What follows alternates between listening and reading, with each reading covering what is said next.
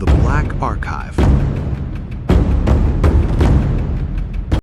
At 6:47 on the morning of December 26, 1944, Lieutenant Colonel Creighton Abrams stood in the turret of his Sherman tank on a frozen hillside in southeastern Belgium and stared north toward Bastogne. Snow had been falling since midnight. The temperature was 18 degrees below zero. The wind cut through his tanker's jacket like it was paper. His fingers were so cold he could barely feel the binoculars pressed against his face. The town was 5 miles away. Inside it, 10,000 American paratroopers of the 101st Airborne Division were surrounded by German forces, running out of ammunition, running out of food, running out of time. They had been trapped for 8 days. The Germans had demanded their surrender. Brigadier General Anthony MacAuliffe had answered with a single word: nuts. That answer had become famous across the Allied armies. It had given hope to soldiers who needed something to believe in during the darkest month of the war. But hope alone could not stop artillery shells. Hope could not feed starving men. Hope could not replace the ammunition that was running out hour by hour. Now Abrams had to get to them. His 37th Tank Battalion had been fighting for 5 straight days through snow, fog, and determined German resistance. They had advanced only 22 miles. 5 more miles stood between them and Bastogne. 5 miles of German paratroopers, anti-tank guns, minefields, and iced roads. 5 miles that might as well have been 1,000. Abrams was 30 years old. He had been in command of the 37th Tank Battalion for over a year. In that time, he had transformed it into something the German army had learned to fear. His men called him Colonel Abe. They followed him because they trusted him. They trusted him because he had never let them down. The Germans called his unit something else entirely. They called them the division that never stopped. The 4th Armored Division had entered combat in France 5 months earlier. Since then, they had accomplished something that seemed statistically impossible. They had killed an estimated 13,600 German soldiers. They had wounded approximately 30,000 more. They had captured over 90,000 prisoners of war, and in all that fighting across all those months, official army records show that only 1 man from the 4th Armored Division remained in enemy captivity at the war's end. While a small number of soldiers were temporarily captured during combat, American counterattacks consistently rescued them before they could be evacuated to German prisoner camps. The division's culture of immediate rescue operations meant that virtually no one stayed a prisoner for long. 1 man in permanent captivity, out of nearly 11,000 soldiers, against an enemy that had taken hundreds of thousands of Allied prisoners throughout the war. The numbers defied explanation, they defied logic, but they were real. And they started with how Major General John Shirley Wood built his division. The 4th Armored Division was activated on April 15, 1941, at Pine Camp in upstate New York, under the command of Brigadier General Henry W. Baird. The division was formed with a cadre of approximately 3,800 men from the 1st Armored Division. Most of the additional men who filled its ranks were draftees from the northeastern United States, farm boys from Pennsylvania, factory workers from New Jersey, college students from Massachusetts who had been pulled from their classrooms 8 months before Pearl Harbor. They knew nothing about tanks. They knew nothing about mobile warfare. They were raw material waiting to be shaped. John Wood shaped them. Wood was born on January 11, 1888, in Monticello, Arkansas. His father, Carroll D. Wood, served as a justice on the Arkansas Supreme Court. The younger Wood graduated from the University of Arkansas in 1907 with a degree in chemistry, completing his studies in just 3 years. He then attended West Point, graduating in 1912. He had served in the First World War. He had attended the École de Guerre in Paris and studied under the French Masters of Armored Doctrine. He was 54 years old when he took command of the 4th Armored in May of 1942, which made him ancient by armored warfare standards. But Wood understood something that younger commanders often missed. He understood that tanks did not win battles. Men won battles. Tanks were just tools. The question was whether the men using those tools had been trained to think faster than their enemies. Wood spent 2 full years training the 4th Armored Division before it ever saw combat. 2 years. Most divisions got 6 months, some got less. Wood demanded more time, fought for more time, and got it. He began at Pine Camp, where the New York winters tested equipment and froze men to their vehicles. He moved the division to Camp Forest in Tennessee for the first Corps maneuvers in October 1942, where his tankers learned to operate in rolling hills and dense forests. Then came the Desert Training Center at Camp Ibis in California, where the 4th Armored became the first armored division to train there. Temperatures reached 120 degrees and sand-clogged engines within hours. The California desert was brutal. Men collapsed from heat exhaustion. Vehicles broke down constantly. Supply lines stretched across hundreds of miles of empty wasteland. Wood considered it perfect training. He pushed his men to their limits. He made tank crews conduct maintenance in the scorching heat, then immediately launched mock attacks against prepared positions. He ran night exercises where units had to navigate by compass through terrain that looked the same in every direction. He staged ambushes without warning and criticized any commander who failed to post adequate security. He trained them in the swamps of Louisiana during the Third Army maneuvers. He made them march until their feet bled, then made them march farther. He ran exercises that lasted 48 hours without sleep. He simulated German tactics, German weapons, German thinking. Veterans later recalled those Louisiana exercises with a mixture of exhaustion and gratitude. They did not understand at the time why Wood was so hard on them. Then they got to France, and they understood. Everything the Germans did, they had already seen in training. Nothing surprised them. They knew how to handle it. Wood studied German doctrine obsessively. He read captured manuals. He interviewed officers who had observed German operations in Poland and France. He learned how German panzer divisions coordinated their attacks, how they exploited breakthroughs, how they maintained momentum. Then he trained his men to do it better. The key, Wood believed, was combined arms coordination. Tanks alone were vulnerable. Infantry alone was slow. Artillery alone could not hold ground. But tanks, infantry, and artillery working together, supporting each other, covering each other's weaknesses, that combination was unstoppable. He organized his division into combat commands, each built around a tank battalion, an armored infantry battalion, and an artillery battalion. Each combat command was a self-contained fighting force capable of independent operations. They could split up to attack multiple objectives simultaneously or combine for concentrated assaults. The commanders of these combat commands became some of the most capable officers in the American Army. Brigadier General Holmes Dager led Combat Command. B. Colonel Bruce Clark led Combat Command A through the summer and fall of 1944, commanding during the critical Battle of Aracourt. Clark would transfer to the 7th Armored Division on November 1, 1944, where he earned fame defending St. Vith during the Battle of the Bulge. Brigadier General Herbert L. Ernest took command of Combat Command A in December and would lead it during the relief of Bastogne. All three would rise to general officer rank after the war. All would credit Wood with teaching them everything they knew about armored warfare. And Wood taught them one principle above all others: speed, speed and aggression. Never stop moving. Never give the enemy time to set his defenses. Hit him before he knows you are coming. Hit him again before he recovers. Keep hitting him until he breaks. Wood drilled this into every man in the division, from tank commanders down to cooks and clerks. Everyone learned to shoot. Everyone learned to maintain vehicles. Everyone learned that their job was to move forward, always forward, never backward, never stopping until the enemy was destroyed. The men started calling their commander Tiger Jack, partly because of his aggressive tactics, partly because when General George Patton yelled at him during planning sessions, Wood would pace back and forth like a caged tiger, growling under his breath. His fellow officers also called him P, short for professor, because he had tutored struggling classmates at West Point. Wood refused to give the division an official nickname. When staff officers asked what they should call themselves, Wood answered simply, 4th Armored Division was name enough.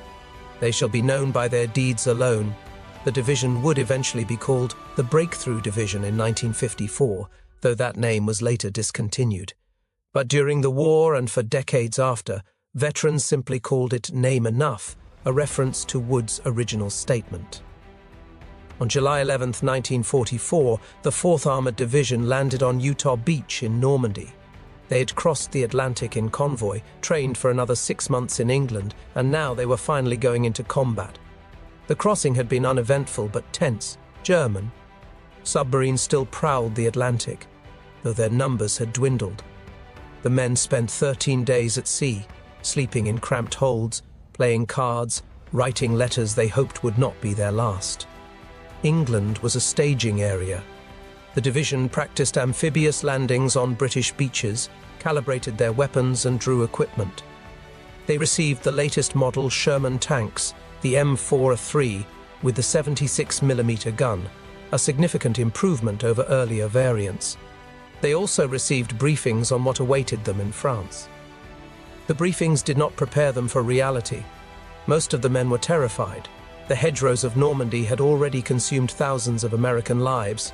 German defenders used the dense bocage to set ambushes, to channel advancing forces into kill zones, to turn every field into a death trap. American infantry divisions were taking massive casualties for gains measured in hundreds of yards. The 4th Armored Division moved into the line on July 15th. Their first combat came 2 days later, near the town of Perriers. It was a probing attack, meant to test German defenses and identify weak points. The attack at Perriers was costly. The division lost 14 tanks and over 100 men in 2 days of fighting. But they learned. They learned how German anti-tank guns were positioned. They learned how infantry supported the guns. They learned where the weaknesses were. More importantly, they learned that their training worked. Units that came under fire responded instantly without waiting for orders. Tank crews that lost their vehicles grabbed rifles and fought as infantry. Medics ran forward under fire to treat the wounded. Everything Wood had taught them came together. The 4th Armored entered combat on July 17th. Within 11 days they had broken through the German lines. Operation Cobra, the Allied breakout from Normandy, began on July 25. The plan called for massive aerial bombardment to shatter German defenses, followed by armored thrusts through the gaps. The 4th Armored Division was assigned to spearhead the advance through one of these gaps. The bombing began at 9:40 in the morning. Over 1,500 heavy bombers dropped thousands of tons of explosives on a narrow strip of German positions. Some of the bombs fell short, killing over 100 American soldiers, including Lieutenant General Leslie McNair, the highest-ranking American officer killed by enemy action in the European theater. But the effect on the Germans was devastating. Entire units ceased to exist. Survivors stumbled through the craters in shock, unable to offer organized resistance. When the 4th Armored advanced that afternoon, they found German soldiers wandering aimlessly, too stunned to fight or surrender. General Patton, whose 3rd Army had just become operational, gave Wood a simple order: go as fast as you can, as far as you can, until somebody stops you. Nobody stopped them. The next 2 weeks redefined what armored warfare could accomplish. The 4th Armored Division did not advance in a continuous line. They launched multiple thrusts simultaneously, keeping the Germans guessing about their main objective. Combat Command A might be racing toward one town, while Combat Command B swung around to cut the road behind it. The division swept south to take Nantes, cutting off the Brittany Peninsula on August 12, 1944. They trapped 40,000 Germans at Brest. Then they wheeled east and raced across France north of the Loire River, while German commanders tried desperately to figure out where they would strike next. They smashed across the Moselle River between September 11 and 13, flanked the city of Nancy, and captured Luneville on September 16th. The speed of the advance stunned both the Germans and the Allied High Command. The logistical challenges were immense. Supply trucks could not keep up with the advancing tanks. Fuel ran out constantly. Wood ordered his men to capture German supply dumps intact whenever possible, and they often ran their vehicles on captured fuel. When they could not find fuel, they simply stopped, refueled from whatever arrived, and started again. The speed was devastating. German units would receive reports of American tanks approaching from the west, only to be hit from the south an hour later. Supply columns were overrun before they could unload their cargo. Command posts were captured with maps still spread on the tables and coffee still warm in the cups. One captured German officer, a colonel from the 352nd Infantry Division, expressed his frustration to American interrogators. "We could not understand how you moved so fast. Our doctrine said that armored divisions needed days to reposition for new attacks. Your division did it in hours. By the time we established a defensive line, you were already behind us." The secret was not just speed, it was coordination. Wood had trained his men to operate as a single organism, with tank battalions, armored infantry, artillery, and reconnaissance all moving together in perfect synchronization. When one unit hit resistance, others maneuvered around it. When an opportunity appeared, everyone exploited it simultaneously. The division developed its own communication shortcuts, its own tactical language, its own instincts. Tank commanders learned to read the movement of friendly vehicles and adjust their own positions without waiting for orders. Artillery forward observers rode in the lead tanks and called in fire missions while still under enemy fire. Engineers cleared obstacles and repaired bridges so fast that the advance never slowed, and through it all, Wood was there. Not in a headquarters miles behind the lines, but in a light L-4 Piper Cub aircraft flown by his personal pilot, Major Charles Carpenter. Wood would fly over his advancing columns, spot German positions and land directly next to his. Forward commanders to deliver orders in person. Carpenter became famous in his own right.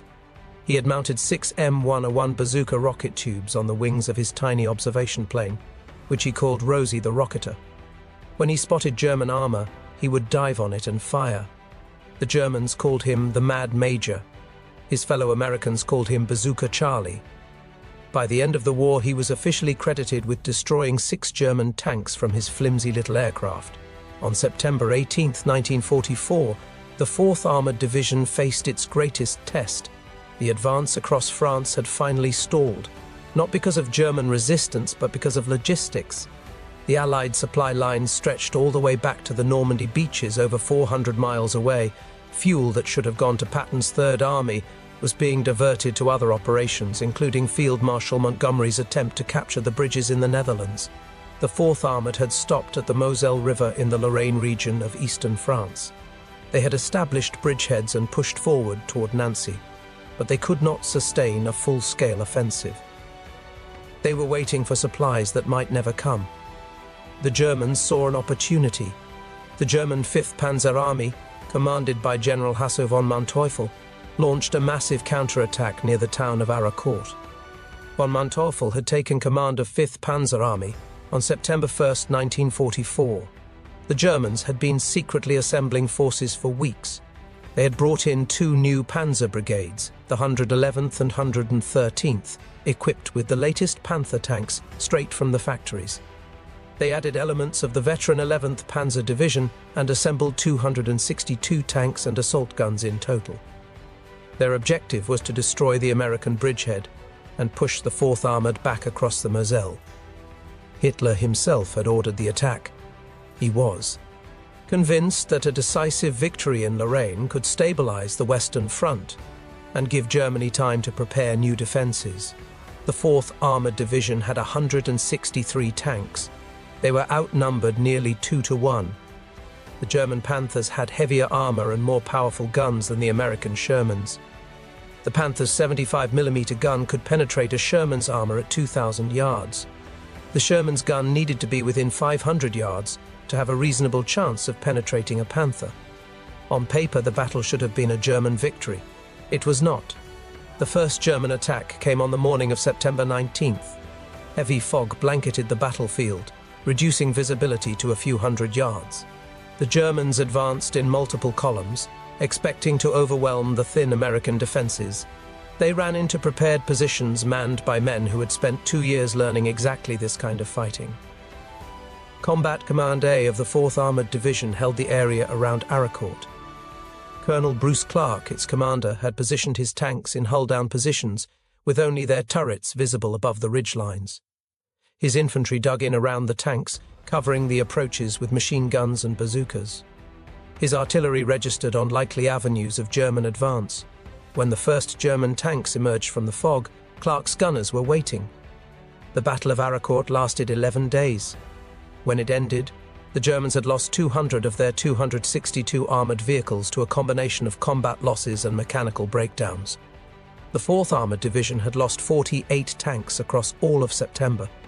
The Americans won because of training, because of tactics, because of the principles that Wood had drilled into his men for 2 years before they ever saw combat.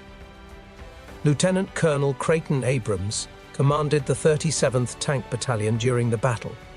He had taken over the unit in September 1943. He was 29 years old, from Springfield, Massachusetts, and had graduated from West Point in 1936, ranking 185th out of 276 cadets. Abrams was not an impressive physical specimen. He was stocky, with a square face and thinning hair. He smoked cigars constantly and spoke in a flat New England accent. He did not look like a hero, but he led like one. Abrams led from the front. He named his Sherman tank Thunderbolt and painted the name in large white letters on the turret so his men could always see where he was. He believed that a commander's place was at the point of maximum danger, where his presence could inspire his men and where he could see the battlefield clearly. This was dangerous. Tank commanders who exposed themselves were vulnerable to snipers, artillery, and small arms fire. Several of Abrams's contemporaries were killed or wounded leading from exposed positions. Abrams accepted the risk because he believed the benefits outweighed the costs. By the end of the war, he would go through 7 Thunderbolts. None of them was ever destroyed by enemy fire while he was inside. Abrams always got out before that happened. His tank might be disabled, burning, or about to explode, but Abrams was already rallying another crew, commandeering another vehicle, getting back into the fight. At Aracourt, Abrams understood that the fog and rain that covered the battlefield neutralized the Germans' greatest advantage. The Panthers had superior guns that could destroy Shermans at 2,000 yards, but in the fog, visibility dropped to a few hundred feet.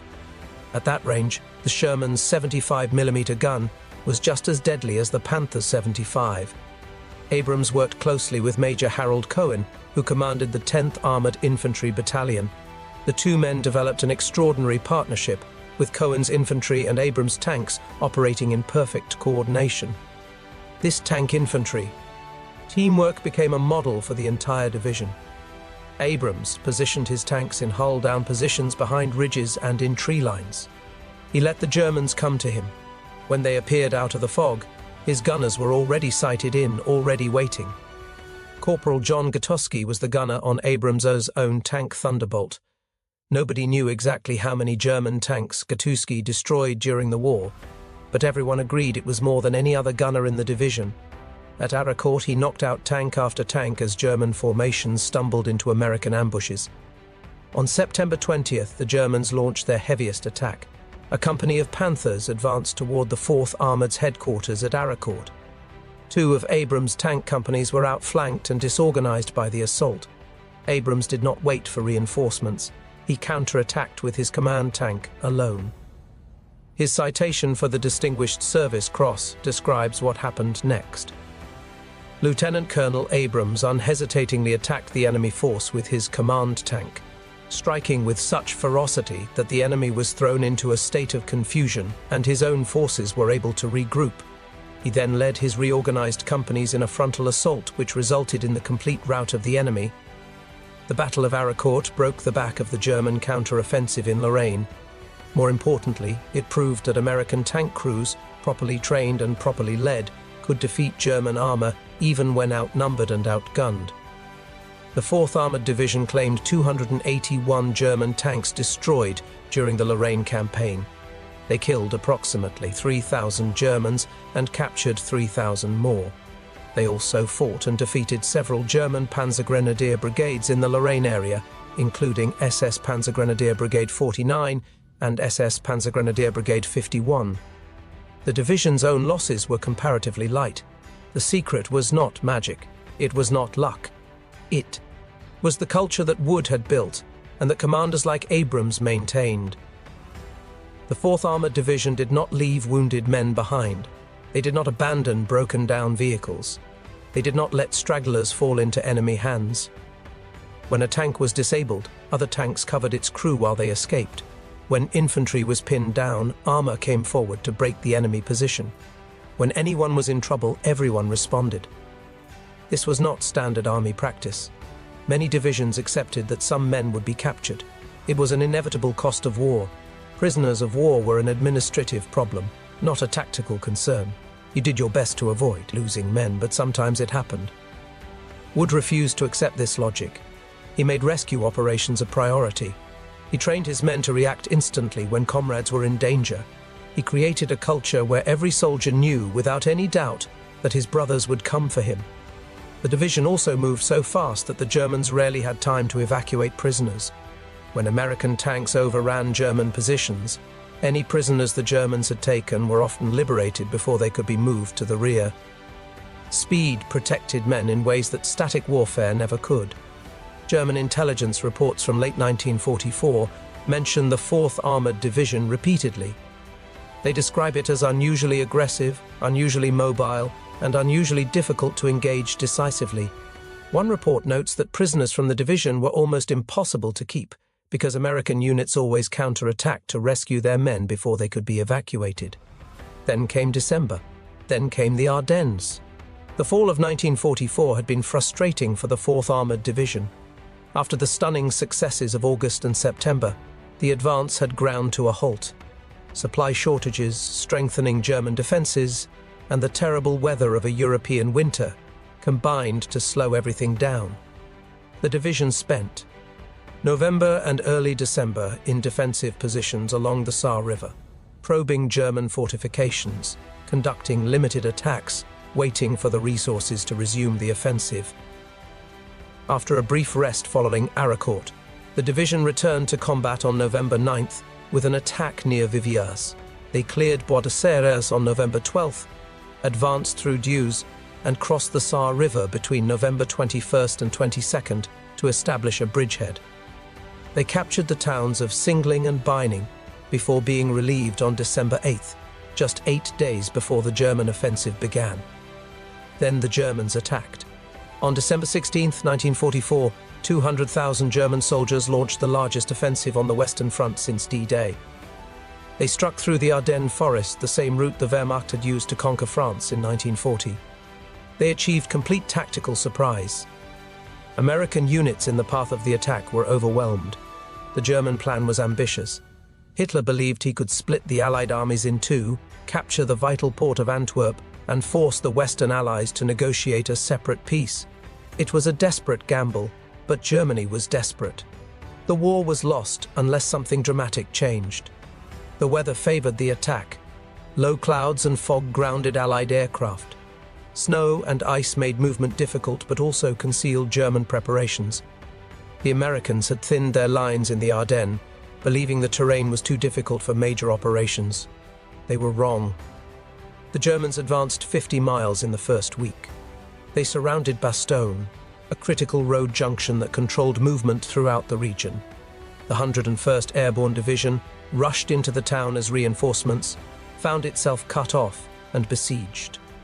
General Dwight Eisenhower, the Supreme Allied Commander, called an emergency meeting on December 19th. He needed someone to relieve Bastogne.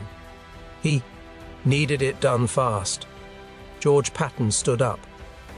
He told Eisenhower that he could attack within 48 hours. Eisenhower was skeptical. Patton had 6 divisions engaged in combat along the Saar River, facing the opposite direction. To attack toward Bastogne, he would have to disengage those divisions, turn them 90 degrees, and move them over 100 miles through winter conditions. Patton said he could do it.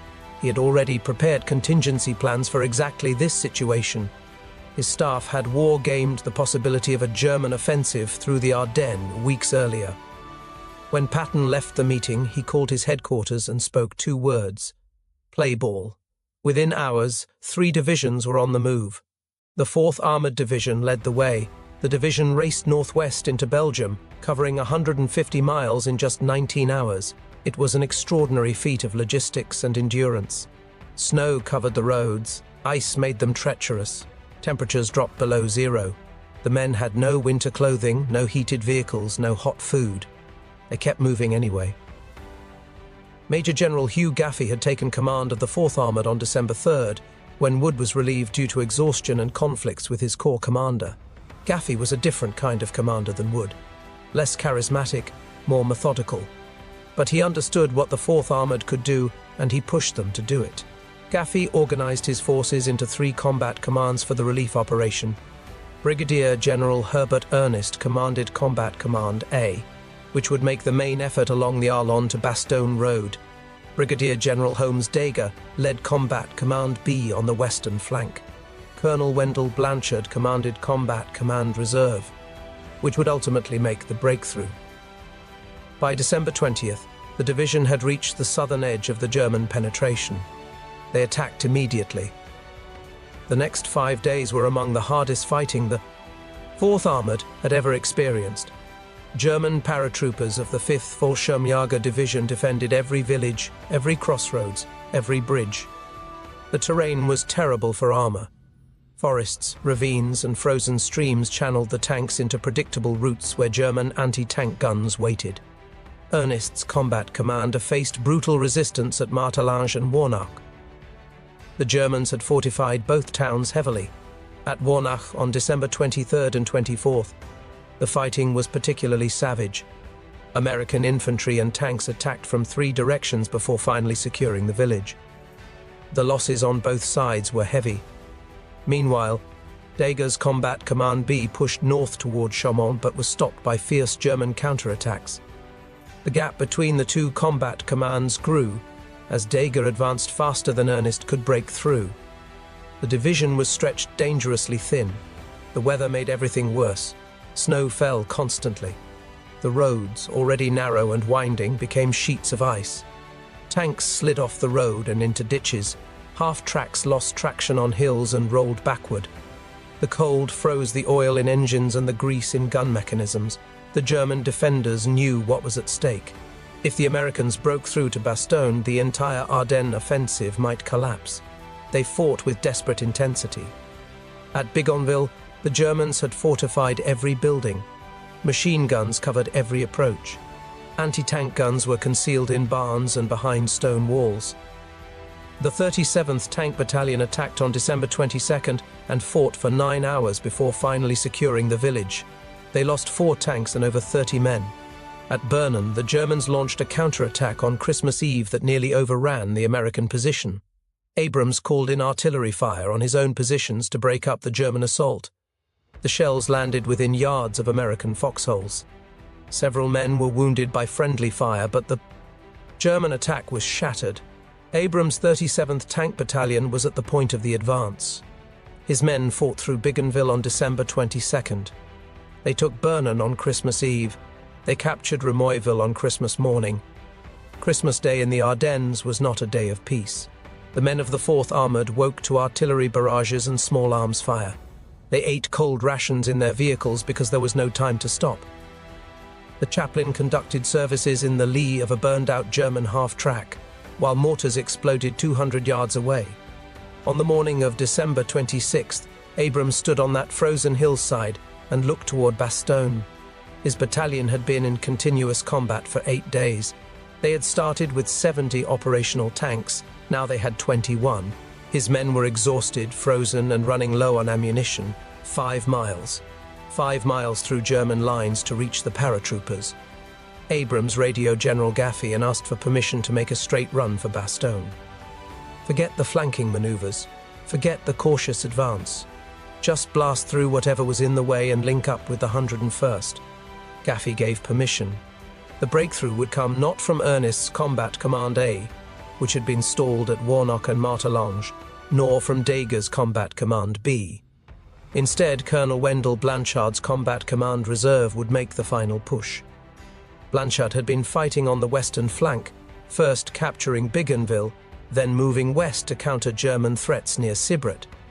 At 3:15 in the afternoon, artillery from 13 American batteries began pounding the village of Assenois, directly in the path of the advance. Over 600 shells hit the village in less than 10 minutes. Buildings collapsed. Fires started. German soldiers who survived the barrage stumbled through the ruins, deaf and disoriented. The shells landed so close to the American tanks that a friendly half Track was hit and disabled. Shrapnel rattled against the armor of the lead Shermans, but they did not stop. They could not stop. Abrams stuck a cigar in his mouth, climbed into the turret of Thunderbolt, and keyed his radio. "We're going into those people now. Let her roll." Company C of the 37th Tank Battalion led the assault under Combat Command Reserve, commanded by Colonel Wendell Blanchard. First Lieutenant Charles Bogues commanded the lead tank, an M4A3E2 jumbo Sherman known as Cobra King. The jumbo variant had extra armor plating that made it nearly impervious to German anti-tank weapons from the front. His orders were simple: drive straight through the village. Do not stop for anything. Do not deviate from the road. Get to Bastogne. The lead company had only 9 tanks. They charged through Assenois at high speed, firing at everything that moved. German soldiers scattered. Anti-tank guns were overrun before they could fire. A German officer stepped into the road with a Panzerfaust anti-tank rocket and was cut down by machine gun fire before he could aim. The column punched through the village in less than 5 minutes. They emerged on the north side and kept going. Behind them, the armored infantry dismounted from their half-tracks and began clearing the buildings. The fighting in Assenois would continue for hours, but the tanks were already gone. Half a mile beyond Assenois, Lieutenant Bogues saw foxholes ahead.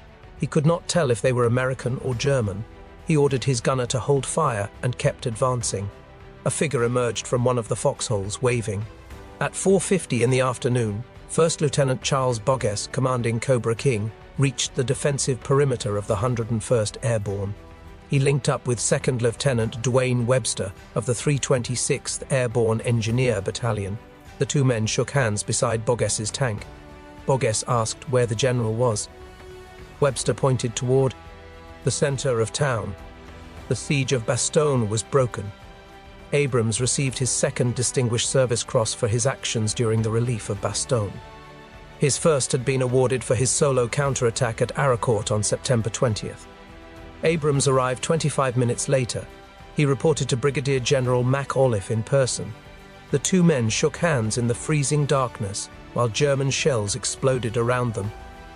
MacAuliffe asked what had taken so long. Abrams smiled around his cigar and said they had run into some traffic. Patton sent a message to General Gaffey that night. "The outstanding celerity of your movement and the unremitting, vicious and skillful manner in which you pushed the attack, terminating at the end of 4 days and nights of incessant battle in the relief of Bastogne, constitutes one of the finest chapters in the glorious history of the United States Army." The 4th Armored Division did not stop at Bastogne. They fought for another 5 months across the Rhine, through Germany into Czechoslovakia. The weeks after Bastogne were brutal. German forces launched repeated counterattacks trying to close the corridor to the town. The 4th Armored held the line, losing men and tanks daily. By the time the German offensive finally collapsed in late January, the division had suffered over 2,000 casualties since entering the Ardennes. But they did not break, they did not retreat. They held until the German strength was exhausted. 6 weeks after Bastogne, the 4th Armored Division jumped off from Luxembourg City in an eastward plunge. They crossed the Moselle River at Trier, drove south and east to Worms, and reached the Rhine on March 21, 1945. On March 22nd, elements of Patton's Third Army crossed the Rhine at Oppenheim and Nierstein, beating Field Marshal Montgomery's much-publicized crossing by nearly a day. Patton was delighted. The 4th Armored crossed the Great River on March 20th. 4 and 25 over pontoon bridges built by Army engineers under German artillery fire. Advancing all night, they crossed the main river the next day south of Hanau and continued to push on. They seized an intact bridge across the Main, which aided the rapid advance of 7th Army. The division fought off numerous counterattacks by German armor near Hanau before pressing deeper into Germany. Lauterbach fell on March 29th. Kreuzberg across the Werra River fell on April 1st. On April 4, 1945, the 4th Armored Division, along with elements of the 89th Infantry Division, made a discovery that would haunt them for the rest of their lives.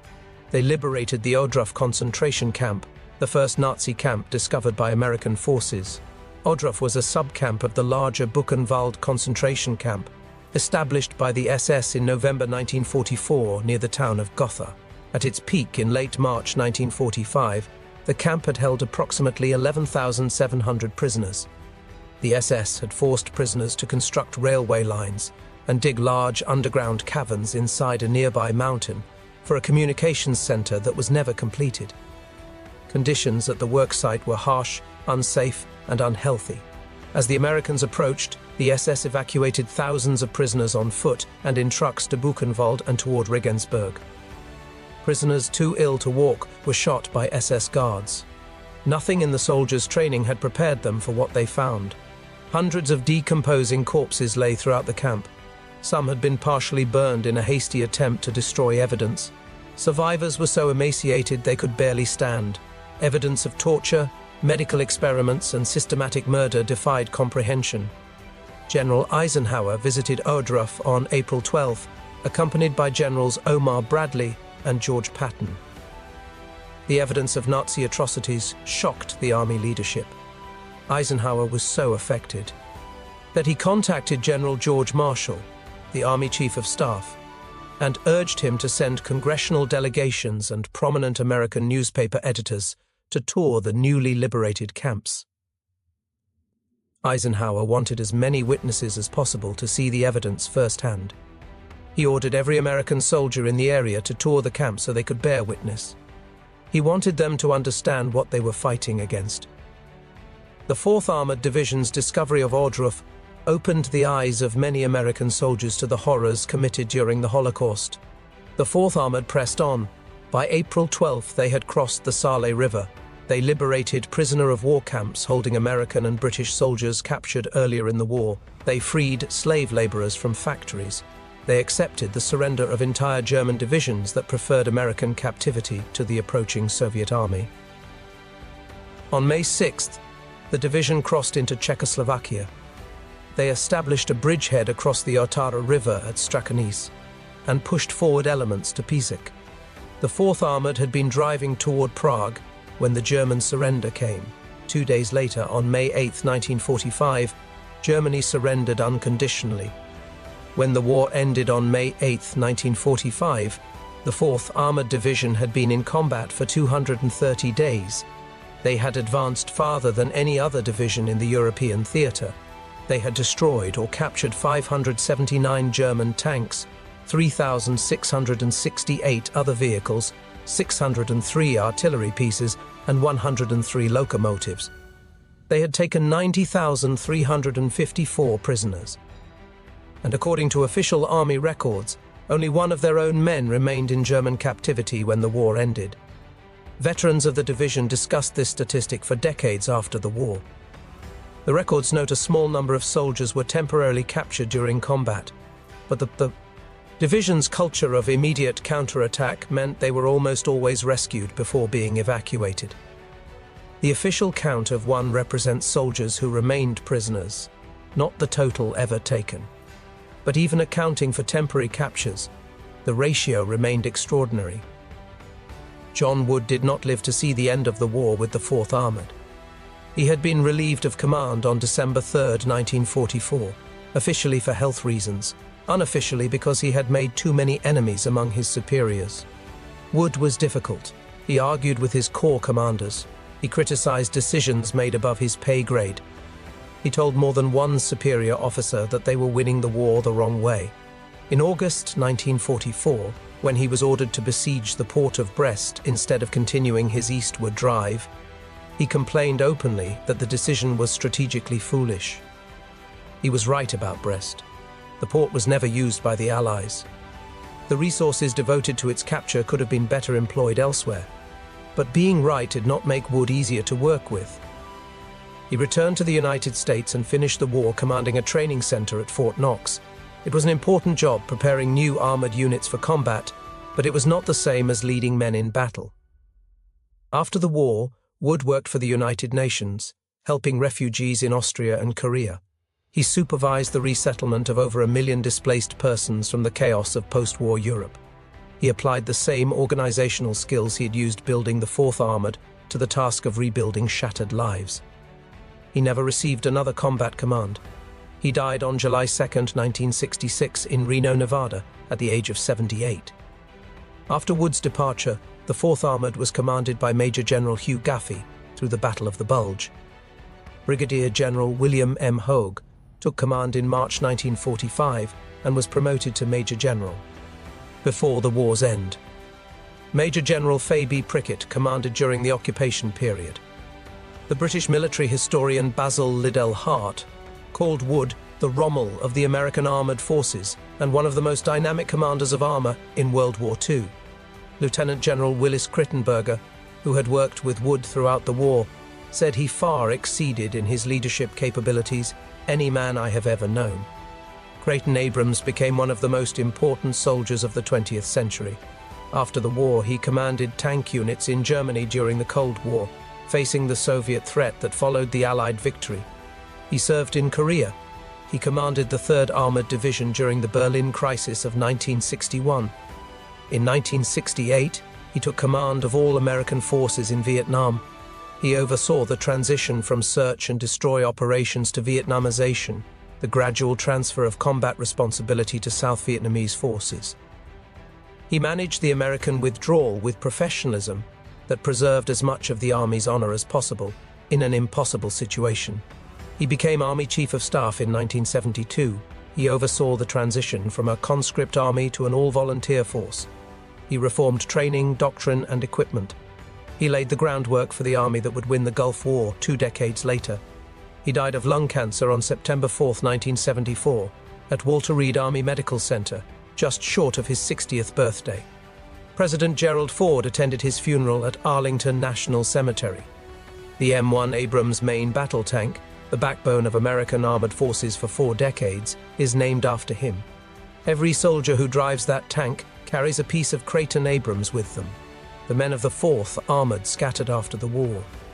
The division returned to the United States on April 25, 1946, and was inactivated the following day, though some elements remained in Germany as occupation forces after redesignation as constabulary units.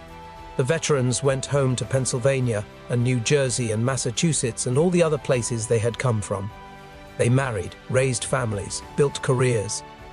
They did not talk much about what they had done, but they stayed connected.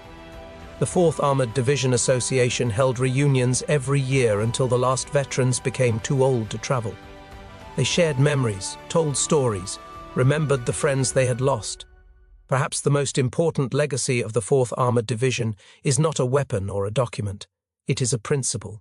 The division proved that training matters more than technology, that leadership matters more than numbers, that soldiers who trust each other, who know their commanders will never abandon them, will fight harder and smarter than soldiers who doubt.